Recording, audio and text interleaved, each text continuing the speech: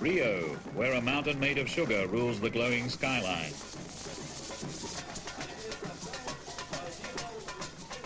Rio, where the per capita income would buy 1 cc of petrol for an old Coventry Climax.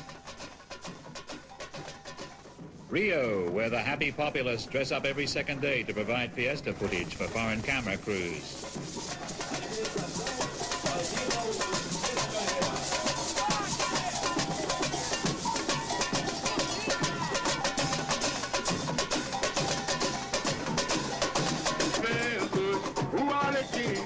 Rio, where the bouncing brown breasts of Brazil say an uninhibited hello in a language that even a Grand Prix driver can understand.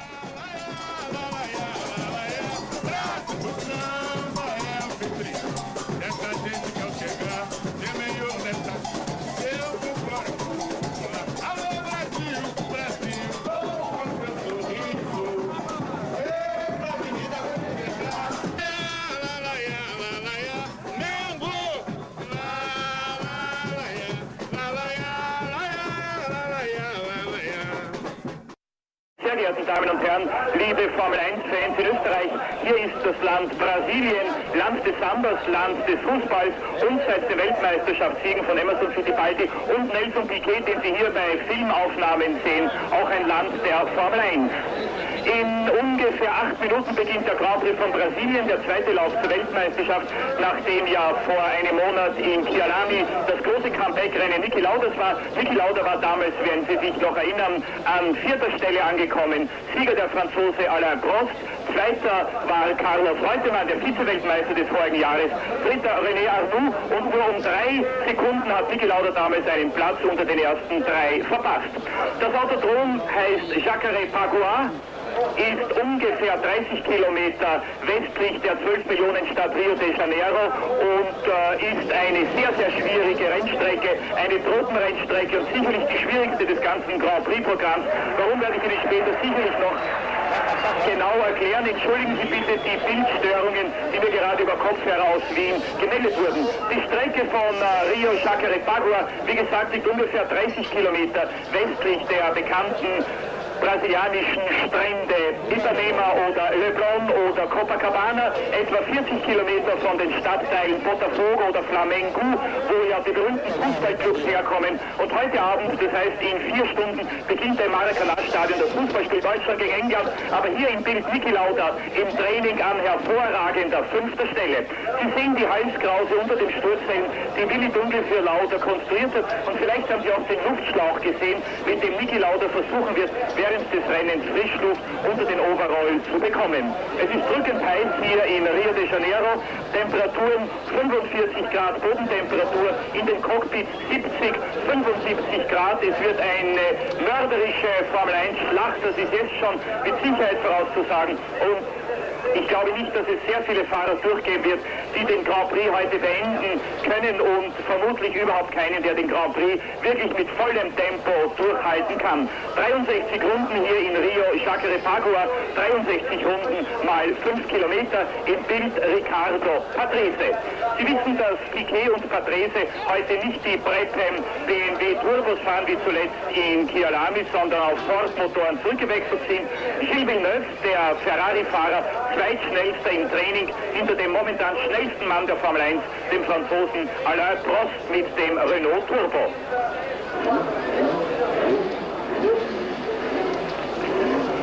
Noch ungefähr 5,5 Minuten bis zum Start.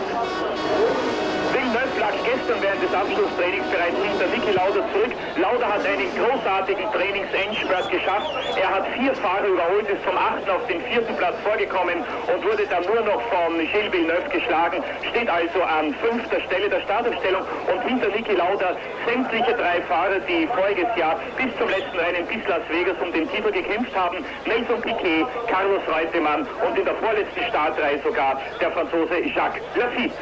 Trainingsbestzeit hat Alain Prost zum 3. Mal in seiner Karriere. Voriges Jahr war er bereits Trainingsbester in Hockenheim und in Zandvoort. Zweitschnellster, wie gesagt, Gilles Villeneuve mit dem Ferrari. Dritter und wie in Kyalami der schnellste Fahrer mit dem 8-Zylinder Ford Cosworth Motor, Keke Rosberg, der Finne, der im Team von Williams den Platz des Ex-Weltmeisters Alan Jones übernommen hat. Vierter René Arnoux mit dem zweiten Renault Turbo. Fünfter, wie gesagt, Niki Lauda, der nur um 300 Sekunden langsamer war als René Arnoux, beinahe also sogar den Sprung in die zweite Startreihe auf den vierten Startplatz geschafft hätte. Hinter Lauda dann Reutemann, Piquet, Pironi, Patrese, De Cesaris, De Angelis, Watson, Alboreto, Menzel, Winkelhock, Giacomelli, Bösel, Salazar, Baldi, Deli, Torgus, Maas, Jarier, Lafitte, Serra und Chiva. Nicht qualifiziert Fabi, Guerrero, Henton und Warwick. Im Bild Bernie Ecclestone, Prepim-Teamchef. Er hat mir vor ein paar Minuten bestätigt, dass das Prepim-Team ab dem Grand Prix von Imola Ende April beim Grand Prix von San Marino wieder auf den BMW Turbomotor zurückwechseln wird und das ganze Jahr auch bei diesem Turbomotor bleiben wird. Das sage ich vielleicht für unsere bayerischen Sportfreunde extra dazu. Nochmal für die deutschen Formel-1-Fans die sehr guten Platzierungen der Deutschen im Training. Manfred Winkelhock, der heute erst seinen zweiten Grand Prix fahren wird, 15. mit dem ATS. Jochen Maas mit dem March 821 an der 22. Stelle. 3 Minuten noch. Für die Schweizer Marc Surer, der hier im vorigen Jahr einen Rundenrekord gefahren hat, der während des dramatischen Regenrennens die schnellste Runde im Rennen erzielt hat, als krasser Außenseiter, der glänzend der Vierte geworden ist. Das war sein bis jetzt mit Abstand bestes Formel-1-Rennen. Marc Surer kann seit einigen Tagen bereits wieder gehen, nach dem schweren Trainingsunfall von Kyalami. Und man rechnet im Aeros-Team damit, dass Marc Surer Ende April in Imola bereits wieder fahren können wird, spätestens Anfang Mai in Zolder in Belgien. Im Bild einer der beiden neuen Lotus 91, 4 neue Autos insgesamt hier am Start. Die beiden Lotus 91 von Nigel Mansell und Elio De Angelis und die beiden neuen Alfa Romeo 182 von De Cesaris und Giacomelli. De Cesaris 10. im Training, Giacomelli 16.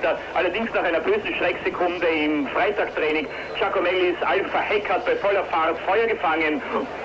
Und Giacomelli ist sofort auf die Bremsen, ist nach rechts herübergefahren und hat aussteigen können und dann das Feuer auch selber gelöscht. Ganz kurz sahen Sie im Bild den Italiener Elio De Angelis mit dem neuen Lotus. 63 Runden zu fahren heute in Rio Jacarepaguà. Die Fahrer haben schon diskutiert und erwarten, dass es der schwierigste Grand Prix der Geschichte wird. Es sind die alten Heldensagen der Formel 1 wieder aufgetaucht. Vielleicht Buenos Aires 1955, als Juan Manuel Fangio der Einzige war, der durchgefahren ist, den Grand Prix und auch gewonnen hat. Es war ein Rennen, wo auf dem 2., 3., 4. und 5. Platz jeweils 2 bis 3 Fahrer notwendig waren, um abwechselnd ein Auto ins Ziel zu bringen. Eine Minute noch und mit Sicherheit heute ein Rennen, das an die Fahrer weitaus größere Anforderungen stellen wird als an die Motoren. Warum werden Sie dann gleich bei der Aufwärmrunde sehen? Der Kurs führt links herum, die einzige Rennstrecke außer Interlagos, die links herum führt und nicht rechts herum. 9 Linkskurven, 4 Rechtskurven. Es werden sozusagen immer die falschen Muskeln des Fahrers belastet. Die Kurven sind alle überhöht, sind sehr lang gezogen, das heißt sehr starke Kräfte wirken auf die Lenkung und auf die Reifen und natürlich auch auf die Halsmuskeln und den Schulterbürstel der Fahrer. Es haben sich alle Fahrer irgendetwas einfallen lassen, um mit diesen enormen Fliehkräften fertig zu werden. Es gibt sehr viele Fahrer, die fürchten, in der Endphase dieses Grand Prix stehen bleiben zu müssen, nicht mehr weiterfahren zu können, vielleicht sogar einen Ohnmachtsanfall zu erleiden. Haben wir in Rio Jacarepaguà alles schon erlebt. Ronnie Peterson, der Schwede, hatte vor ein paar Jahren hier einen Ohnmachtsanfall. Villeneuve in the Ferrari, and any moment now the warm-up lap. Yes, there they go, moving away on the warm-up lap. We'll probably see the usual weaving a bit around to warm up the tyres and things. They come down this fairly short pit straight into quite a tight right-hand corner. What have we got? Just looking at the field. There we go. Reasonably open. Back another short straight. It's a twisty circuit, and it's very hard work, the circuit. It's bumpy, there's no real peace. Around the long, sweeping 180-degree right-hander, a left-hander rather. Down a short straight, and that's followed by a... 48, during which time we found out that he's not only an extremely pleasant man and an extremely gifted driver, but also a very able engineer, very good at setting the car up. And he has endless consultations with Gordon Murray, the team designer. Now, I wonder if he's going to be held up here. He's got the ATS of Winkelhock in front of him, and Winkelhock is the last man so far not to have been lapped by Nelson Piquet, and this is where Rosberg could catch him. Or Piquet's got past him on the straight. He had a good run at him there, and that's through. In fact, in a way, it might be a problem for Rosberg if he catches Winkelhock on a twisty section. But I must say, Piquet seems to have pulled himself together very well indeed. I think it's obviously difficult to tell, but I think it would be fair to say he's put on a spurt.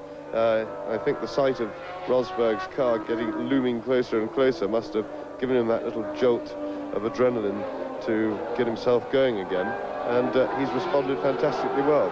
He now seems to be well in command.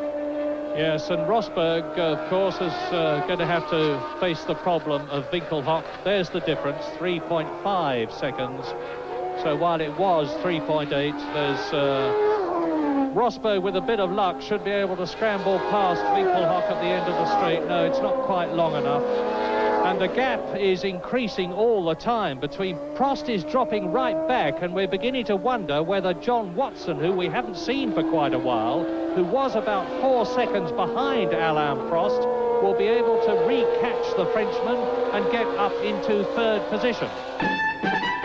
You can see how tired Piquet was, because he rested his head on the outside of the car as he went round that corner. His head just gave way, and so he's certainly suffering in the neck department.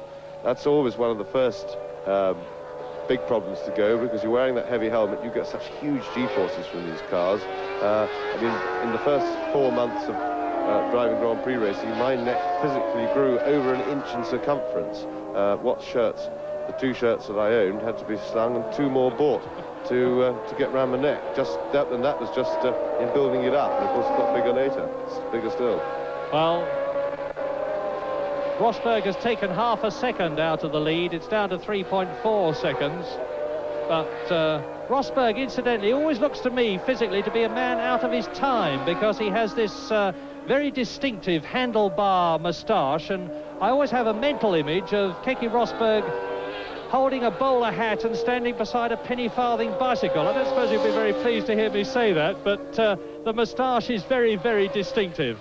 It's not delaying him one iota, though. A tremendous battle between himself and Piquet. And there goes the head again as Piquet completes his 53rd. Taking a tail ender. In fact, he's taking Borgood. That was Slim Borgood that he'd passed and lapped for the second time. And Rosberg has got ahead of the ATS of Winkelhock. So there you see the positions.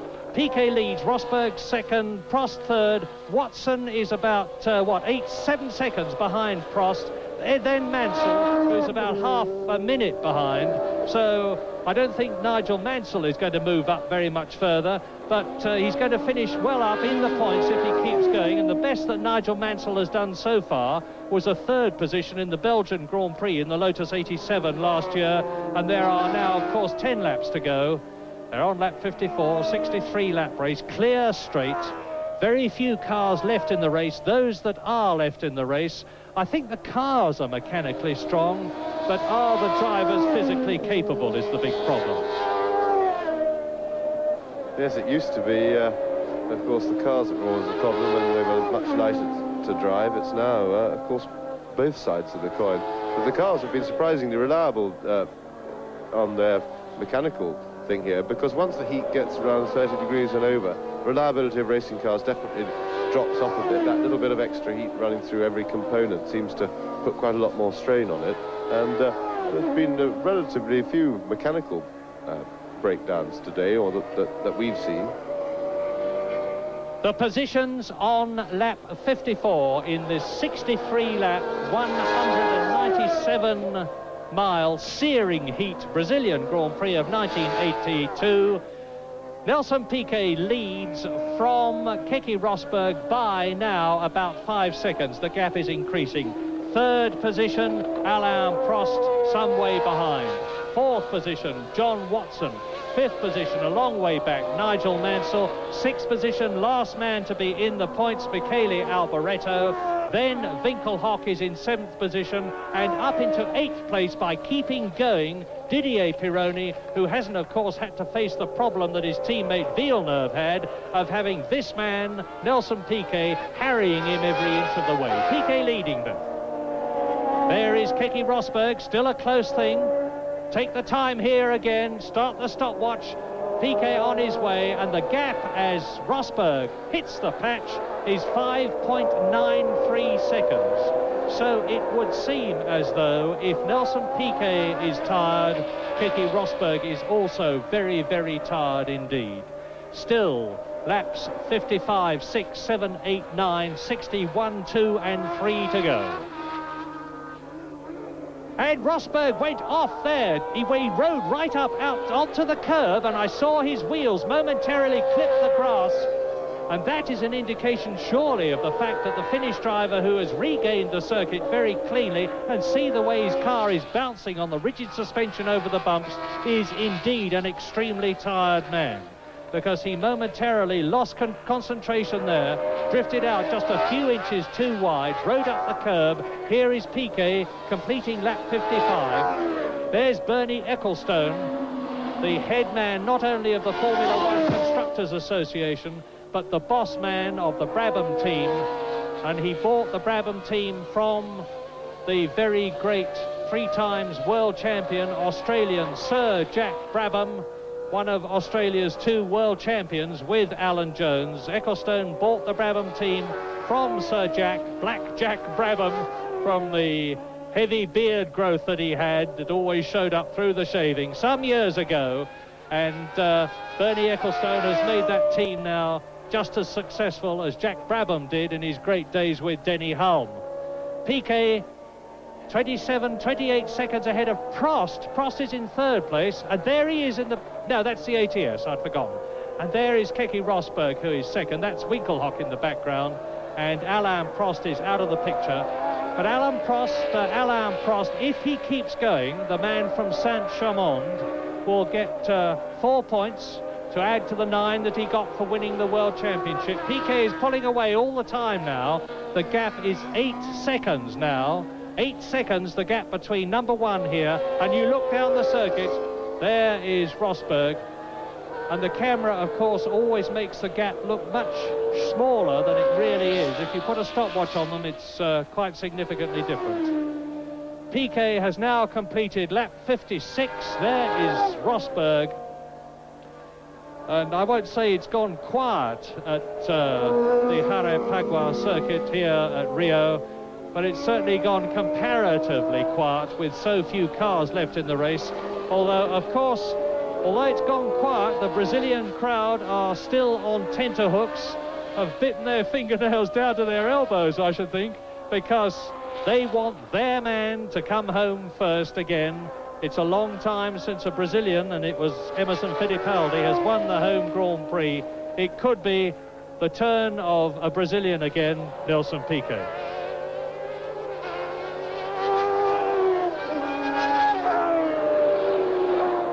The Brabham back with the Ford Cosworth V8 engine. Now at the South African Grand Prix at Kyalami, the Brabham for the first time used the 4-cylinder BMW turbo engine, which produces about 550 horsepower and was doing some 200 miles an hour down the long straight down to Crowthorne Corner. But they've had a lot of engine problems getting the turbo right, and Brabham's decided that they were going to return to the tried and trusted Cosworth engine, Ford Cosworth engine. And I think, speaking from memory, if Piquet wins this race, it will be an incredible 146, either 145 or 146 Grand Prix wins for the marvellous Ford Cosworth engine, which was first taken to victory by the late and great Jim Clark in the Lotus 49 in the Dutch Grand Prix, and that was a long, long time ago. And that engine, updated year after year by Keith Duckworth and his men at Cosworth, has staved off the flat 12 Ferraris, the turbo Renaults, the turbo Ferraris, and now Nelson Piquet on lap 58 is leading Keke Rosberg by 7 to 8 seconds, depending whereabouts on the circuit you take it, and nearer 8 than 7 at that.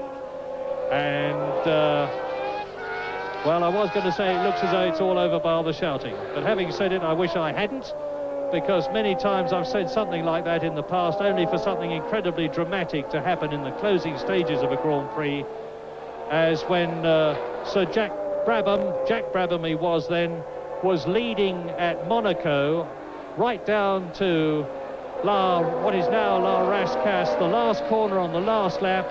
He stuffed his car into the Armco and Jochen Rindt went through to win the race at the very last corner.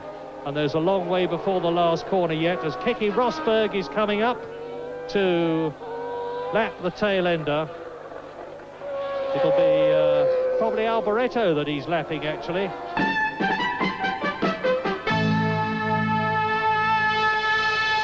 Nelson Piquet on his way. Watch the way he lines the car up. He's keeping it away from the curbs because the suspensions are so stiff these days that if you ride up on the curb and the skirt comes off the ground, you get an instantaneous reduction of downforce and the car can immediately spin off the circuit. So Piquet is a wily enough and experienced enough campaigner now to know that with an 8-second gap that was at one time virtually nothing, with Rosberg right on his gearbox, if he just keeps going, plays his cards right, paces himself properly, lines the car up correctly on the corners, doesn't over-rev the engine, watches his pit signals, on lap 59 out of 63, he has got his 7th Grand Prix win of his career, and revenge for all the lack of success that he has had at Brazil over the years, with 2 retirements and that catastrophic 12th place last year. He's got a win virtually in the palm of his hand.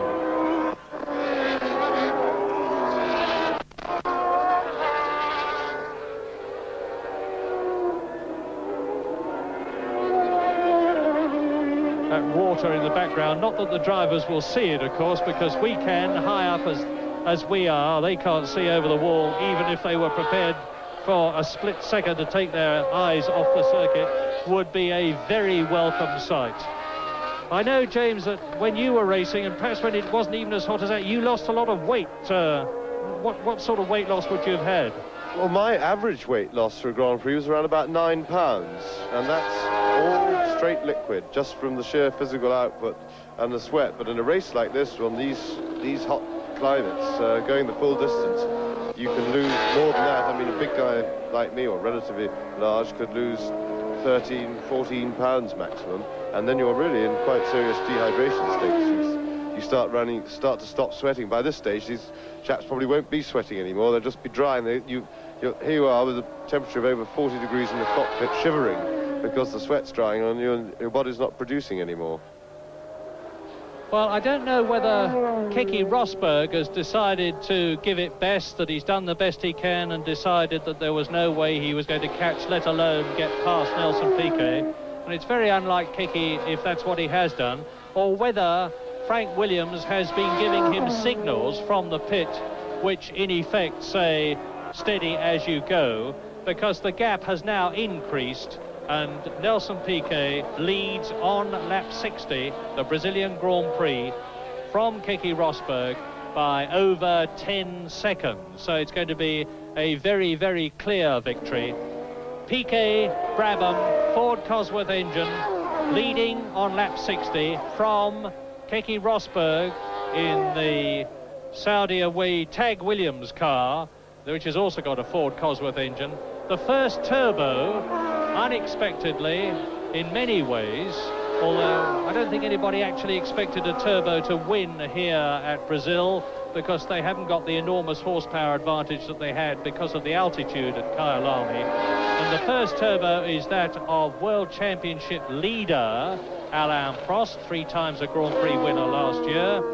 In 4th position, it's another Ford Cosworth engined car, the Marlboro MP4, of the doughty and enormously experienced John Watson, who is actually driving today in his 124th Grand Prix, in 5th position, and the last man not to have been lapped by Nelson Piquet that we are looking at is Englishman Nigel Mansell, whose teammate Elio De Angelis went off the circuit in the Lotus 91, the new car, the new Weight Watchers Special, the John Player Special from the Lotus team. And in that John Player Special, Nigel Mansell is holding 5th position, and in 6th position behind, and he has been lapped, of course, is Michele Alboreto in the Tyrrell. Then in 7th place, behind Alboreto, is Manfred Winkelhock in the ATS. 10th is Didier Pironi. In 11th position is Slim Borgood in the Tyrrell. In 12th position is Jochen Maas, who's come back into the running in the March car. And in 12th position, sorry, in 11th position is Jean-Pierre Jarier. And then finally, the last runner in 12th place is Mauro Baldi in the Arrows. Just let's check on the position of Jochen Maas. In 10th position, the German driver, 2 West Germans, then Manfred Winkelhock in the ATS, and in 10th position, Jochen Maas. And the leader, Nelson Piquet, is now on his penultimate lap, which is lap 62 out of 63. Let us then look at the gap. You can see the gaps on the right-hand side, and the gap between John Watson and Nigel Mansell is something like well over half a minute, and Mansell is something like, he's 14 seconds ahead of Michele Alboreto, and that was when we had 3 voltas por terminar, which I presume means 3 laps to the end. Well, we haven't got that now. We've only got this one and the next one, and we're watching Piquet, the man from Brazil, appropriately, and look at that. That's the victory for the Brazilians. They know that Nelson Piquet is on his winning way now. Nelson, funnily enough, after he had won the World Championship in the Caesars Palace Grand Prix at Las Vegas at the tail end of last year, did not, as many people expected him to do, go back to Brazil to receive the plaudits and the homage of his patriots. He stayed at Monaco, which is where he lives, because Nelson is in fact an extremely quiet and self-effacing man who doesn't seek, indeed doesn't welcome publicity. He will talk willingly to people who he thinks know what they're talking about. He doesn't suffer fools at all, gladly. He's totally dedicated to his motor racing, and he is now on lap 63 out of 63. He's getting the big cheer every metre of the way around this course. Yes, he's driven a really fine race. Very good. You see his head falling against the side of the cockpit again there. You see he's just resting his head on the side, and you've got to be in pretty major distress to do that, because the vibration you get through the bodywork is particularly unpleasant. It really shakes the old eyeballs about in their sockets. But he's driven a really worthy race as world champion, a real champion's effort. He fought hard in the early stages when he had to, aggressively, and then he hung on and drove very clean. He's just taking an easy line now. He's coasting up to the line almost, and but full marks. Look at the crowd, really loving it, celebrating like mad, throwing their bits of paper and stuff in the air. And of course, Keke Rosberg also drove a marvellous race. He was wonderfully aggressive in the early part of the race, but never silly with his aggression, always controlled in a car that I think probably wasn't quite as good as Nelson's on the day, and I think the result reflected that. But he certainly drove an outstanding race. He's driven many other races like that before, but never in such a good car, and that for the first time really showed his talent to the world at large. And I can hear, believe it or not, the roar of the crowd above the engines of the cars, and that is absolutely amazing. When Piquet comes out of the left-hander into the finishing straight, and there he is, and the Brabham mechanics burst across the line, and the 1982 Brazilian Grand Prix has been won by Brazil's Nelson Piquet, a worthy world champion. There's his girlfriend in the background with the rest of the Brabham team, and Keke Rosberg crosses the line, the highest finish that he has ever had in Vergiftung erlitten. Es ist fraglich, ob rechtzeitig nach Hause nach England fliegen kann oder ob im Spitalsbehandlung hier bleiben muss. Gordon Murray ist der Konstrukteur, von dem der dankbare Formel-1-Weltmeister Nelson Piquet sagt, er ist fürs Gewinnen eigentlich wichtiger als ich. Manfred Winkelhock ist ins Ziel gekommen. Hier ist auch der dritte Alain Prost. Und dann noch Watson, der überrundete Charrier und der überrundete Pironi. Brasilianische Flaggen werden gehisst. Der erste Sieg eines Brasilianers im Grand Prix von Brasilien seit 1975. Danach war ja Niki Lauda der erste Europäer, der den Grand Prix von Brasilien gewonnen hat.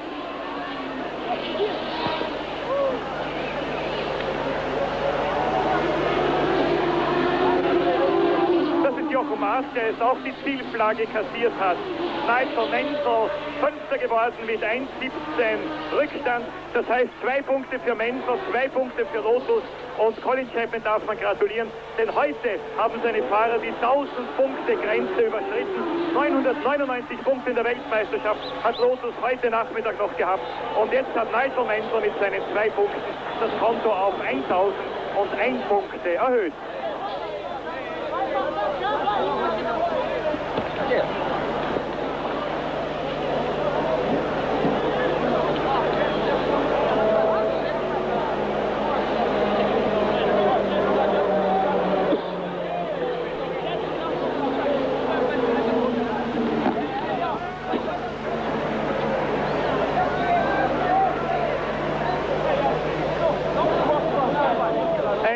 Prix von Brasilien, für den man schon die ersten Befürchtungen hat haben müssen, ist unfallfrei, zwar nicht, aber ohne Verletzungen der Fahrer zu Ende gegangen. Nach 63 Runden und einer Gesamtdistanz von über 300 Kilometern, nämlich 316,9 Kilometern, gewinnt Nelson Piquet in 1,43,53, 76 und liegt in der Weltmeisterschaft jetzt an zweiter Stelle. Prost führt mit 13, dann Piquet mit 9, Rosberg mit 8, Reutemann 6, Watson und Arnoux je 4, Lauda 3, Mansell 2 und Alboreto 1 Punkt. Das ist der Stand der Weltmeisterschaft nach den beiden ersten Rennen, nach Kialami Südafrika und Rio de Janeiro in Brasilien. Nächster Grand Prix, wie gesagt, heute in 2 Wochen. Long Beach in Kalifornien, der große Preis der amerikanischen Westküste. Jetzt bricht natürlich hier alles zusammen. Die Begeisterung bricht über Nelson Piquet herein. Piquet gewinnt 11,9 Sekunden vor Rosberg, 39,3 vor Prost, 42,3 vor Watson, 1,16 vor Mansell und 1,30 vor Alboreto. Ein Bravo aber auch allen anderen Fahrern, die diesen Grand Prix beendet haben, ohne Punkte zu gewinnen. 7. Manfred Winkelhock, Deutschland mit dem ATS. 8. Didier Pironi mit dem Ferrari. 9. Slim Borgut mit dem Tyrrell, nachdem er voriges Jahr schon für ATS einen Punkt erreicht hat im Grand Prix von England. 10. Jochen Maas, Rückstand 2 Runden. 11. Jean-Pierre Charrier, Rückstand 3 Runden. 12. der Italiener Baldi, 6 Runden Rückstand. Hier am Bild haben Sie Charrier, der vor ein paar Jahren schon beinahe den Grand Prix von Brasilien gewonnen hätte und heute mit 3 Runden Rückstand 11. wurde. Er ist über ein Papierstreifen, über eine Zeitung oder über ein Transparent gefahren. Die Reifen sind klarerweise so heiß, dass alles natürlich an diesen Reifen jetzt kleben bleibt.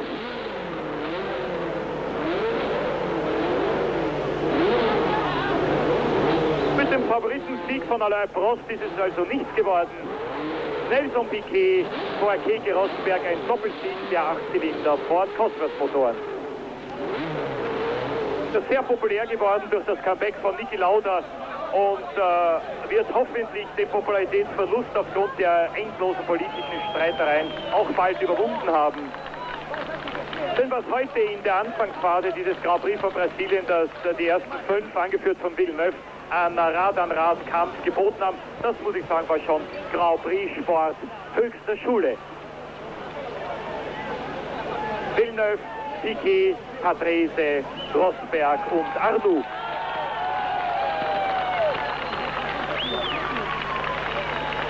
Siegerehrung mit Nelson Piquet in der Mitte, Keke Rosberg links von Ihnen aus gesehen und Alain Prost rechts. Schauen Sie, wie müde Nelson Piquet ist, wie er sich aufstützen muss. Das ist wirklich keine Überraschung. Völlig abgekämpft, ausgelaugt, aber Sieger Nelson Piquet, der in Las Vegas genauso gekämpft hat wie heute. Und schauen Sie, jetzt der Zusammenbruch des Siegers im Grand Prix von Brasilien, Nelson Piquet. Er hat sich sehr, sehr tapfer gehalten, aber Sie haben gesehen, wie Piquet bereits beim Besteigen des Siegerpodests geschwankt hat. Es ist ein ähnlicher Zusammenbruch, wie eben schon in Las Vegas passiert ist, und vielleicht der allerletzte Beweis dafür, dass ich Ihnen nichts Übertriebenes erzählt habe, wie höllisch die Beanspruchungen an die Fahrer hier in Rio gewesen sind.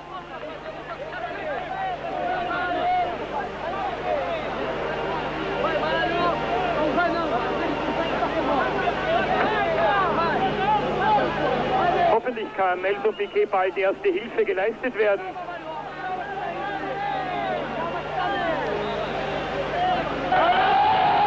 Gott sei Dank ist er wieder aufgestanden. Und sehr tapfer lässt Nelson Piquet jetzt auch noch die Ehrung des Grand Prix-Siegers über sich ergehen und dankt seinem Publikum. Hoffentlich macht man es in seinem Interesse möglichst kurz.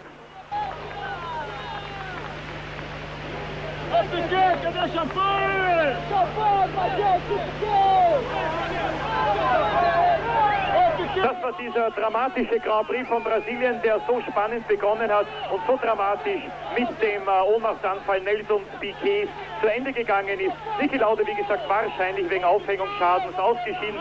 Großer Sieger heute, Nelson Piquet, links der zweite, Keke Rosberg, und gerade aus dem Bild gegangen der dritte, Alain Prost.